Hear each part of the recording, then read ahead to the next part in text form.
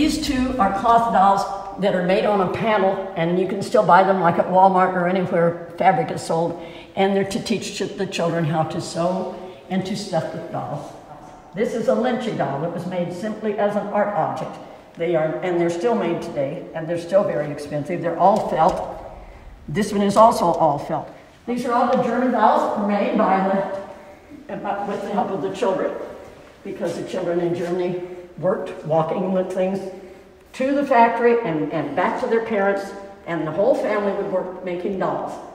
These are the Raggedy Ann and Nannies, which is a wonderful American story, because Johnny Gruelle was an artist and he was an illustrator and a storyteller.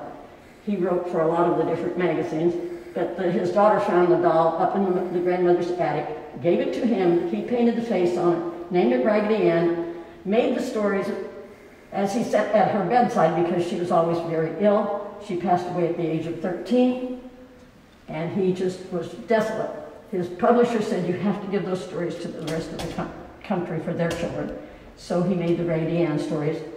When someone knocked at the door 2 years later, they brought him Raggedy Andy, who had been made by the neighbor of the one who made Raggedy Ann. So that brought him to her.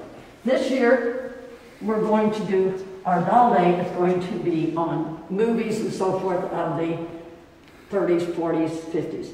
So the matinee was always cowboys and Indians. So we've made a big display of this. This was just recently donated to us by a lady named Jill Owen, and it's a very famous German maker named Annette Hempstead. We did bride dolls one year. That was a lot of fun. These two are unmarked French dolls, but we do know that they're French dolls. There's ways to learn that. These are also French dolls. This one is a reproduction.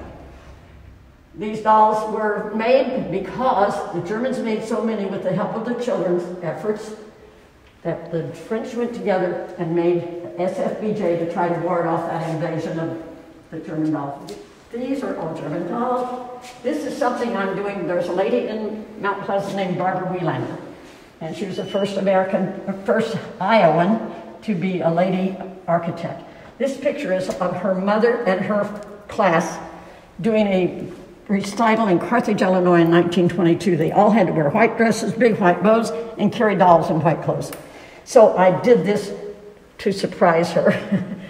And this one is, they're just dancing. These are all wonderful dolls. This is a very, very nice doll. I know he isn't pretty. He's called the crying boy. I think he's stung by a bee. But he is a very, very nice doll. Very hard to find.